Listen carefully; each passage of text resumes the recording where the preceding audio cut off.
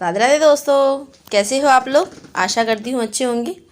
तो दोस्तों आज मैं आपको कुछ विशेष बताने जा रही हूँ कि सोमवार को 30 मई को सोमवती अमावस्या पड़ रही है, शनि जयंती और वट सावित्री व्रत, ये तीनों एक साथ हैं। तो ऐसे में ये है महासंयोग है और इसमें शनि जयंती के मैं कुछ आपको उपाय बताने जा रही हूँ जिससे कि आपको शनि देव की कृपा मिल सके। तो पहले आपको मैं ये बताने जा रही हूँ कि शनि जयंती मनाई जाएगी अमावस्या के दिन और ये सोमवार को पड़ रही है। तो इसलिए शनिदेव न्याय के देवता भी कहते हैं और उन्हें सूर्यदेव और माता छाया के पुत्र हैं। लेकिन शनिवार का दिन शनिदेव को बहुत समर्पित है, जैसे सोमवार का शिव को समर्पित है, इसी तरीके। तो दोस्तों अमावस्या सोमवार की है और सोमवार के दिन सोमवती अमावस्या है, इसलिए अमावस्या साल के ये आखिरी अमावस्या है। हाँ, इस साल में 2022 में सिर्फ 2 अमावस्या ऐसी पड़ी हैं, एक 31 जनवरी की जिसमें सोमवार पड़ा है और एक ये 30 मई की। उसके अलावा अब जो पूरे साल में 2022 दिसंबर तक कोई भी ऐसी अमावस्या नहीं पड़ेगी जो सोमवार में आएगी। तो ये बहुत बड़ा संयोग है, बहुत अच्छे दिन पड़ेंगे। तीन तिथियां एक साथ पड़ रही हैं।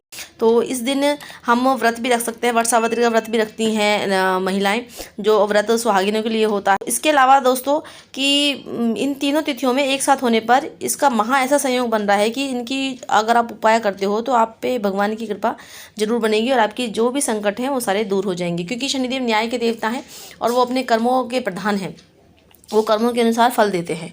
तो चलिए शुरू करते हैं। अब मैं ज़्यादा देर नहीं करती हूँ, शनि जयंती के लिए कुछ उपाय आपको बताने जा रही हूँ।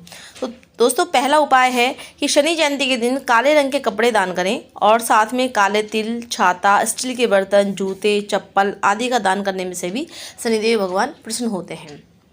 उसके अलावा शनि जयंती के दिन सरसों के तेल का दिया जलाएं पीपल के आगे और उससे भी जीवन में उन्नति आती है। पीपल में जल भी चढ़ाएं, पीपल की परिक्रमा करें, पूजा करें। और उस दिन पीपल की पूजा करना, बड़ की तो हम करेंगे ही क्योंकि वट पूजन है, हाँ वट सावित्री व्रत है, लेकिन पीपल की भी पूजा बहुत मान्य होगी क्योंकि शनि जयंती भी है इसलिए।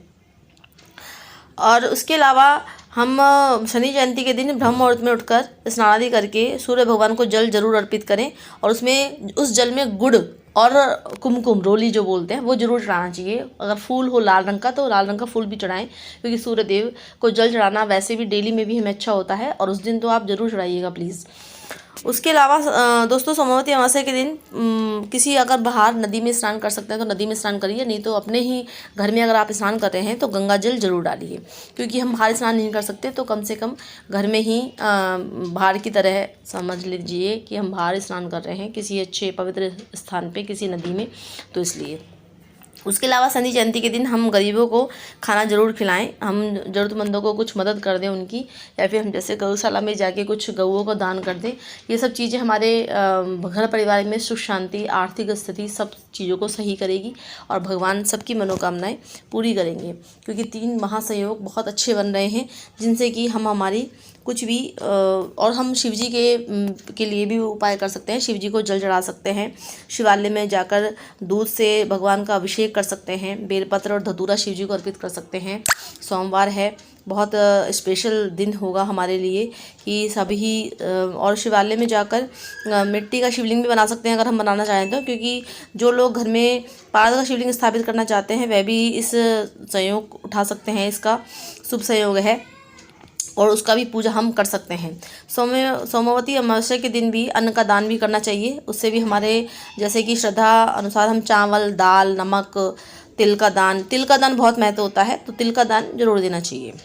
तो दोस्तों ये है, मैंने आपको कुछ छोटे छोटे उपाय हैं शनिदेव के, और उस दिन अमावस्या है तो पितरों के लिए हम भोजन का दान करें, अन्न दान करें और उससे हमारे पितर प्रसन्न होते हैं। तो ये छोटे छोटे उपाय मैंने आपको बताए हैं। प्लीज़ मेरी वीडियो को लाइक एंड शेयर जरूर करिए और मेरे चैनल को सब्सक्राइब जरूर करिए। धन्यवाद दोस्तों, राधे राधे।